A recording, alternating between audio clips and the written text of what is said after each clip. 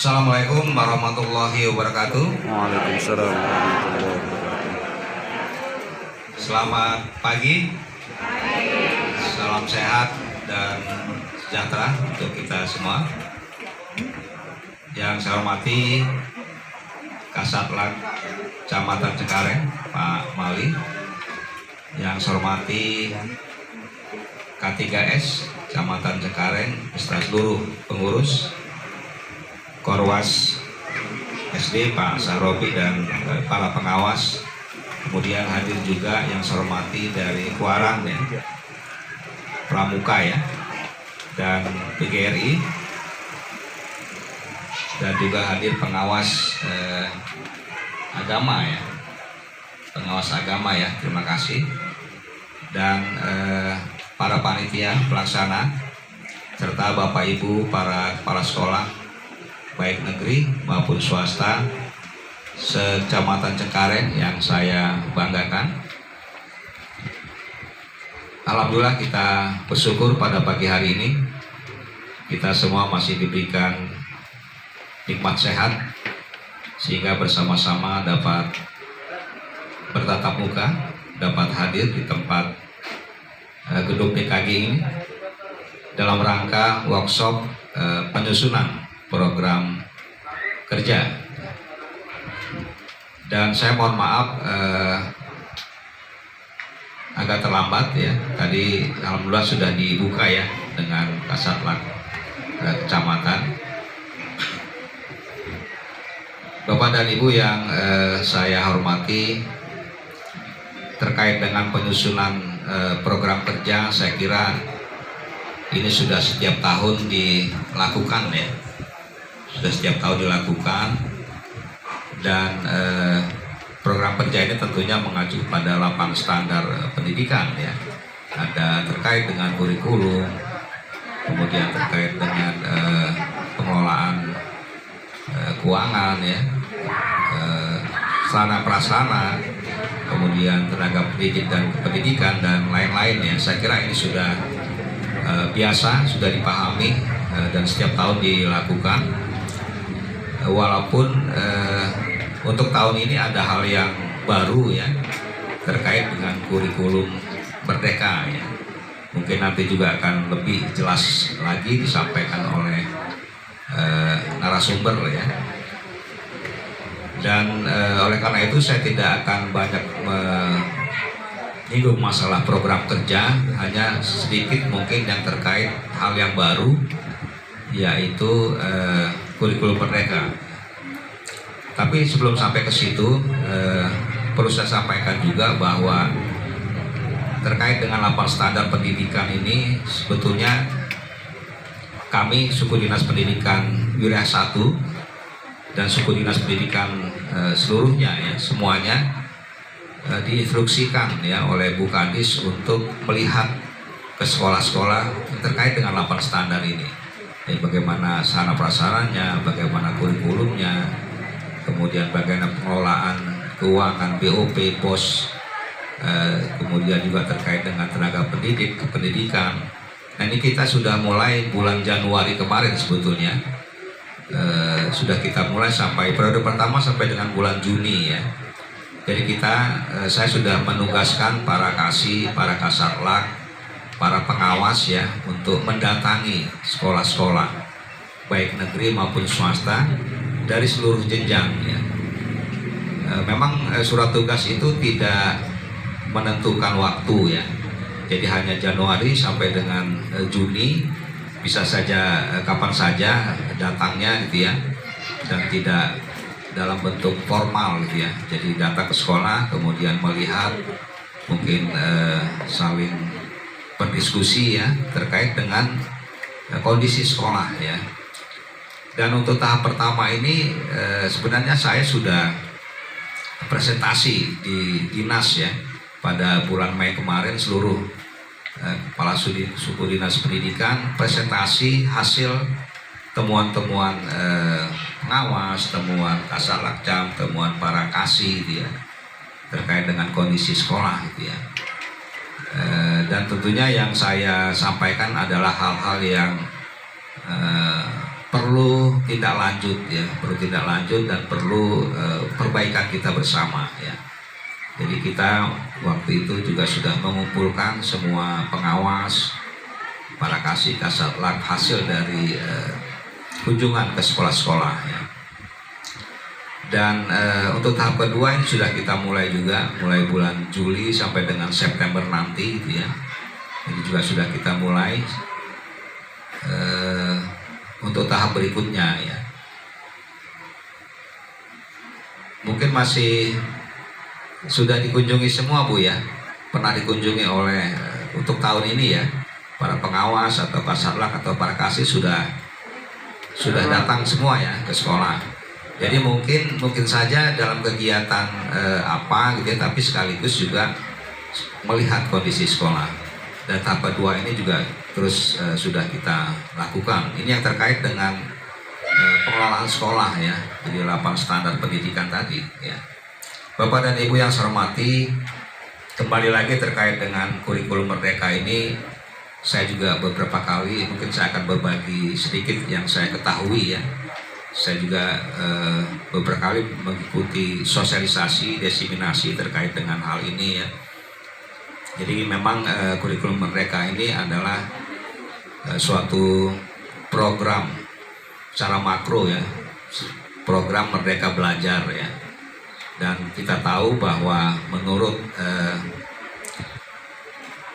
penelitian ya, atau menurut kajian baik nasional maupun internasional, bahwa pembelajaran di negara kita ini mengalami kemunduran ya, atau krisis pembelajaran, apalagi kemarin terkait dengan adanya pandemi COVID-19 2 tahun yang lalu ya. Nah, oleh karena itu pemerintah dalam hal ini Kementerian Pendidikan Kebudayaan Riset dan Teknologi itu mengambil suatu program makro yang dinamakan Merdeka Belajar ya, dalam rangka akselerasi ya, dan pemulihan pembelajaran yang kemarin-kemarin tertinggal ya, supaya kita tidak tertinggal terlalu jauh dengan negara-negara lain. Jadi tujuannya seperti itu ya. Jadi untuk memulihkan pembelajaran di negara kita ya, makanya dibuat kebijakan Merdeka Belajar. Itu banyak apa namanya bagian-bagiannya ya, termasuk program sekolah penggerak ya, program guru penggerak, kemudian program kampus merdeka ya, kemudian juga ada perubahan di pengelolaan BOS ya, dan yang terakhir adalah kurikulum merdeka ya. Mungkin belum terakhir ya, nanti mungkin ada kebijakan-kebijakan lain ya, tapi yang bagian terakhir adalah kurikulum merdeka. Nah, jadi sekali lagi kurikulum merdeka ini untuk memulihkan ya pembelajaran di negara kita. Dan kurikulum merdeka ini memang agak berbeda ya. Mungkin Bapak Ibu juga semua sudah pernah mengikuti ya, ada sosialisasi yang terkait dengan kurikulum merdeka. Jadi memang ada beberapa kelebihan ya, ada beberapa keunggulan dari kurikulum merdeka ini dibandingkan kurikulum 13 yang lalu ya, kurikulum tahun 2013 ya. Antara lain adalah yang pertama itu adalah lebih sederhana dan substantif ya, substansial ya, esensial ya. Jadi materi-materinya itu lebih sederhana, tidak terlalu banyak ya, tapi esensial ya. Kalau kurikulum 13 kan materinya terlalu padat gitu ya, terlalu banyak ya. Jadi kalau anak saya kalau sekolah tuh itu tasnya penuh banget gitu ya, berat sekali gitu ya, karena banyak sekali materinya, bukunya banyak gitu ya. Nah, kurikulum 13 ini disederhanakan ya, materinya tidak terlalu banyak, yang esensial saja, dan oleh karena itu memberikan ruang untuk pendalaman gitu ya. Kalau yang dulu-dulu ya hanya menghabiskan materi itu aja, tapi tidak ada kurang untuk pendalaman ya. Itu keunggulan yang pertama. Kemudian yang kedua, tentunya lebih merdeka gitu ya. Jadi kalau di SMA ya, sekolah menengah atas atau sekolah menengah kejuruan itu tidak, terutama di sekolah menengah atas ya, jadi tidak ada penjurusan lagi gitu ya, tidak ada IPA, IPS gitu ya, jadi lebih difokuskan pada minat siswa ya, bakat siswa ya. Jadi dia bisa memilih materi-materi sesuai harapannya, sesuai bakatnya, sesuai minatnya ya. Dan guru hanya memfasilitasi ya. Jadi lebih leluasa, lebih merdeka gitu ya. Jadi tidak ditentukan per minggu materinya sudah dibaku gitu ya, per minggu, per jam gitu ya. Jadi lebih merdeka sehingga mereka bisa juga memilih materi yang IPA gitu ya, juga bisa memilih materi yang IPS campuran gitu ya. Nah kemudian yang ketiga itu lebih karena kurikulum merdeka ini kan berbasis pada project ya. Jadi lebih memberikan ruang untuk eksploitasi, untuk inovasi ya. Jadi memberikan karena dia berbasis pada project ya, sesuai dengan bakat, sesuai keinginan ya. Sehingga dalam project itu kan terlibat guru dan siswa-siswa ya. Sehingga siswa-siswa mempunyai kebebasan untuk mengeksploitasi atau mendekatkan dunia nyata dengan dunia teori gitu ya. Kalau dulu kan hanya teori gitu ya, hafalan teori, tapi sekarang ada prakteknya dalam bentuk project tadi ya. Bisa yang terkait dengan lingkungan hidup misalnya, dengan kesehatan. Pokoknya isu-isu yang dekat dengan yang faktual sekarang dan dekat dengan kita gitu ya. Misalnya kalau kemarin diberikan contoh misalnya bisa terkait dengan lingkungan hidup, bisa misalnya bagaimana memilah sampah, membuat sampah menjadi pupuk dan sebagainya gitu.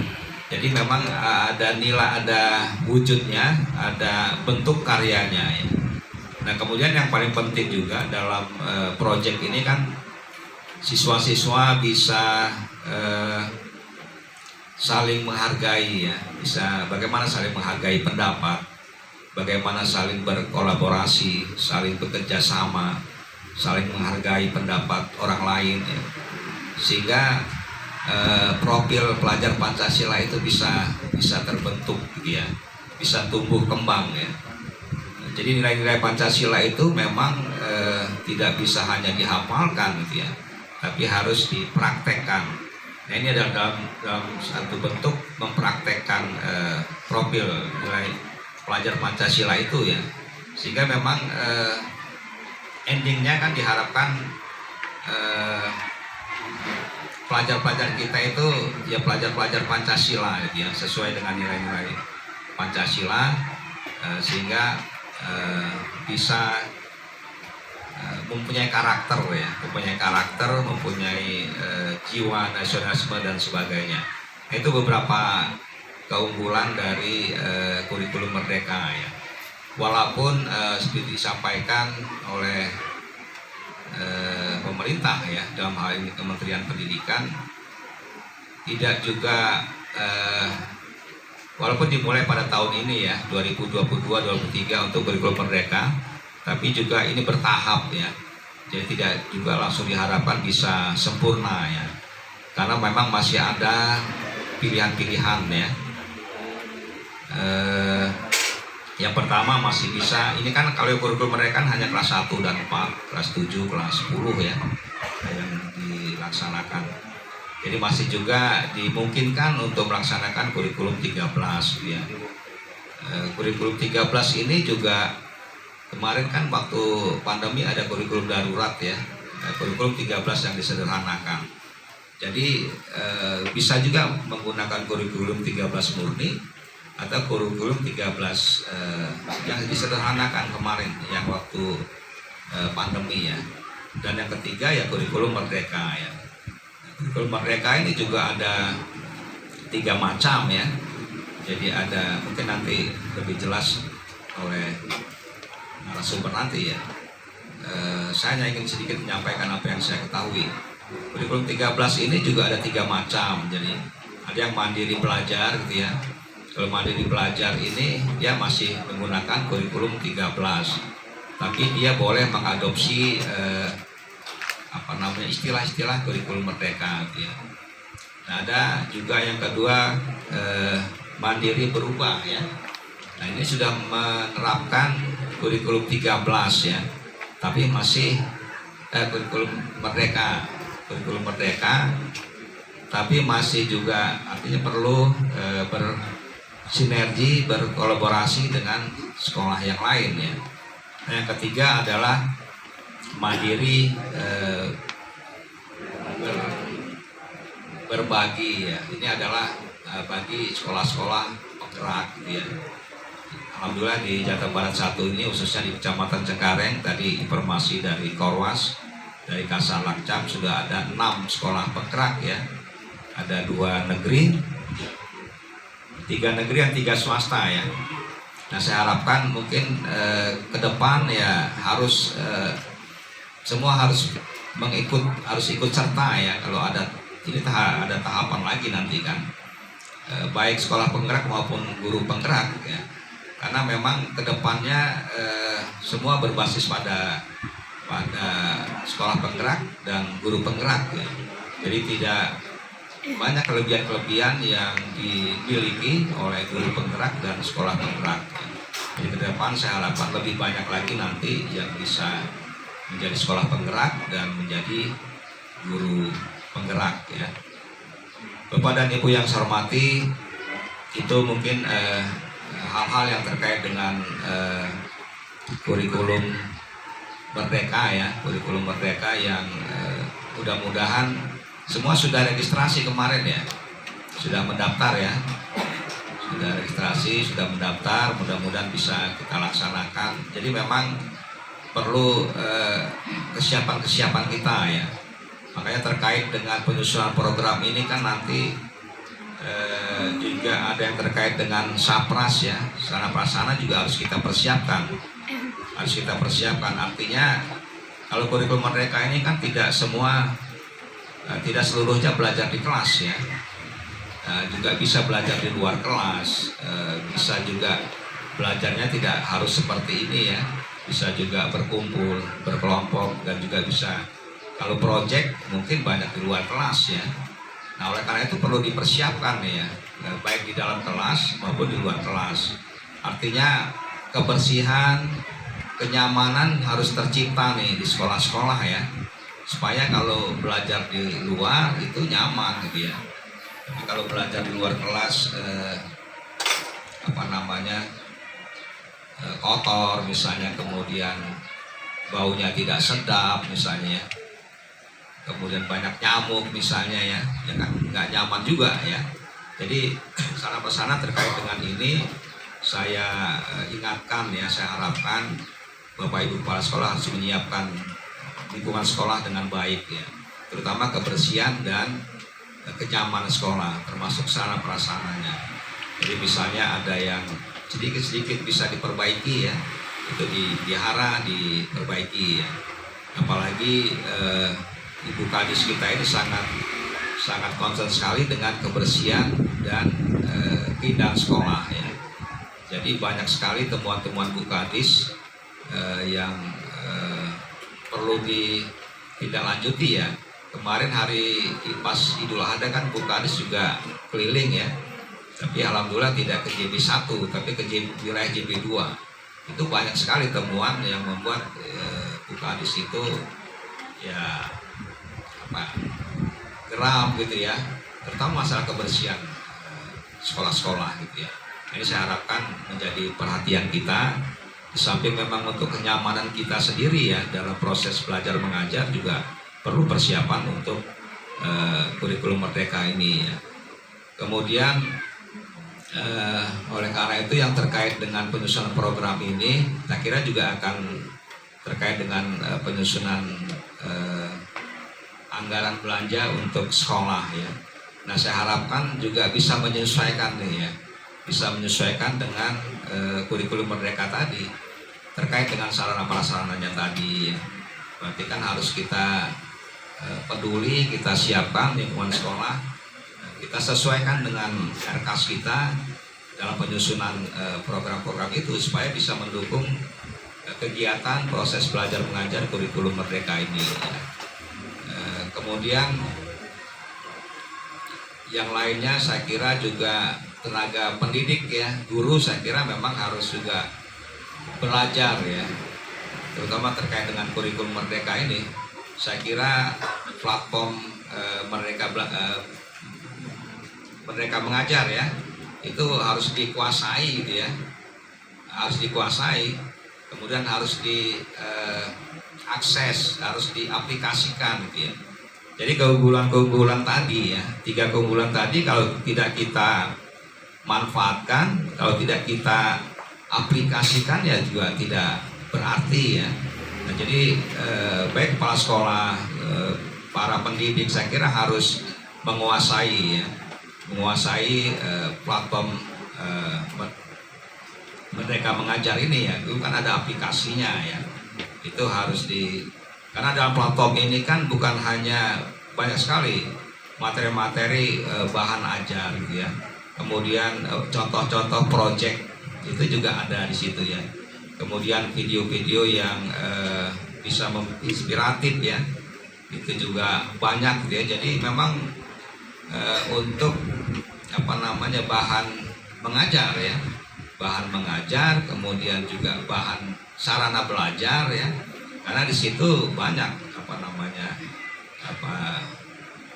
materi-materi ya, kemudian contoh-contoh yang bisa untuk kita belajar ya. Karena guru yang baik itu kan guru yang terus belajar gitu ya.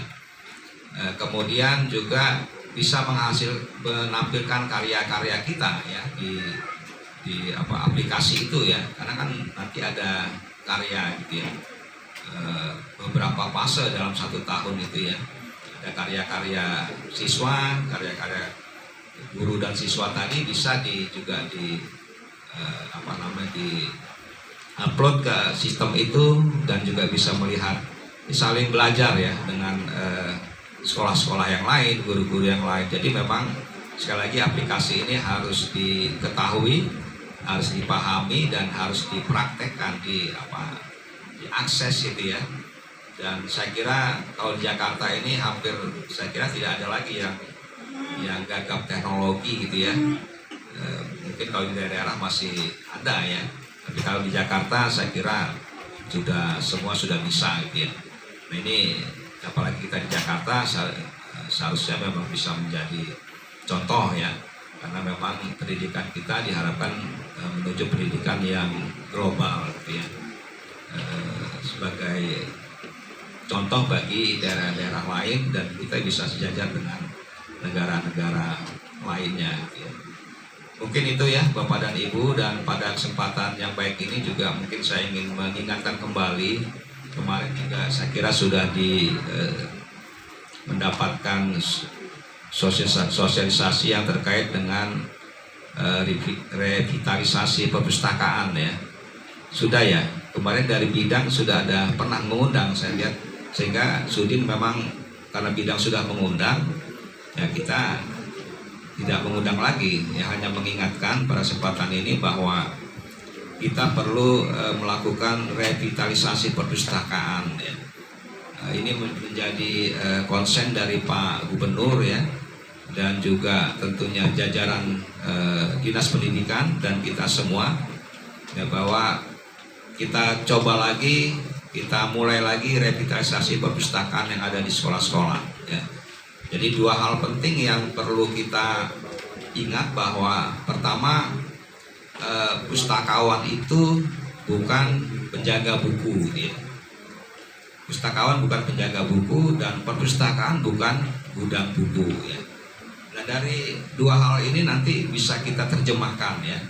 Berarti pustakawan bukan penjaga buku, berarti kita harus cari pustakawan yang memang sesuai ya, yang memang peduli, yang memang senang dengan perpustakaan ya, sehingga dia bisa mengelola perpustakaan dengan baik.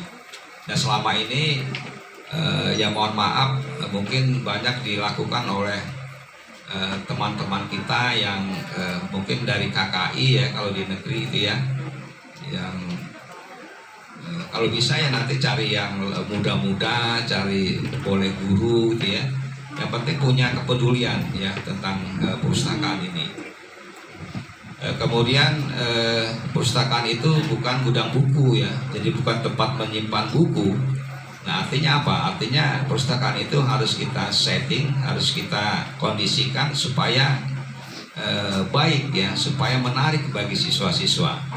Nah bagaimana dia bisa menarik? Nah tentunya kita, kalau di presentasi Pak Gubernur banyak contoh-contoh perpustakaan yang baik, baik di dalam negeri maupun di luar negeri ya. Tapi kita tentunya menyesuaikan dengan kondisi kita dan kemampuan kita.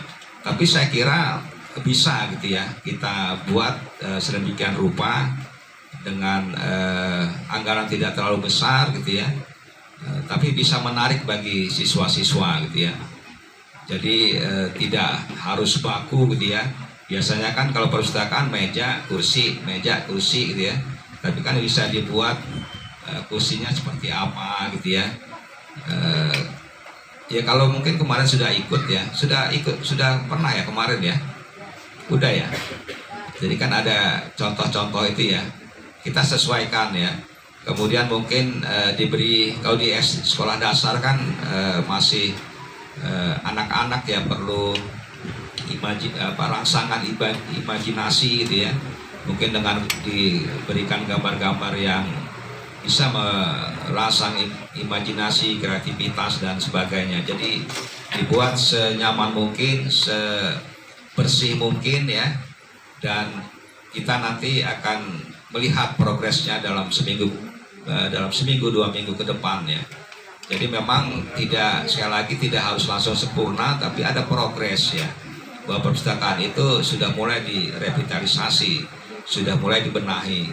Tidak harus langsung bagus ya, tapi ada progres ya. Ini yang akan kita juga lihat nanti dalam seminggu 2 minggu ini ya, tentang perpustakaan ini ya. Kalau ada yang saya lihat, kalau dulu kan dipinjamkan ya buku-buku ke siswa gitu ya. Nah, setelah diambil itu taruh ditumpuk di perpustakaan, jadi seperti gudang buku memang.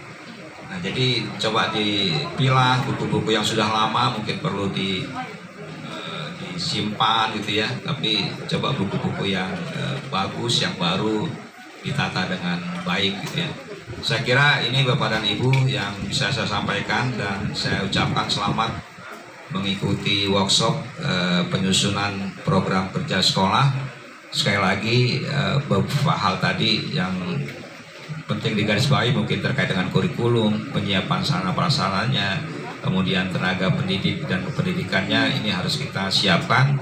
Dan saya harapkan dalam penyusunan program kerja ini yang terkait dengan pengelolaan keuangan ya juga harus menyesuaikan dengan hal itu ya, sehingga dalam pelaksanaan kurikulum merdeka kalau di SD kan baru kelas 1 dan kelas 4 ya, ini bisa berjalan dengan baik ya. Terima kasih atas perhatiannya dan mohon maaf saya akhiri. Wassalamualaikum warahmatullahi wabarakatuh. Waalaikumsalam warahmatullahi wabarakatuh. Kita beri aplaus dulu untuk Bapak Kasudin kita. Izinkan saya berpantun untuk Bapak. Bunga mekar di perbukitan, sawah luas di pedesaannya. Terima kasih kepada Bapak Aroman untuk arahan dan info kedinasannya.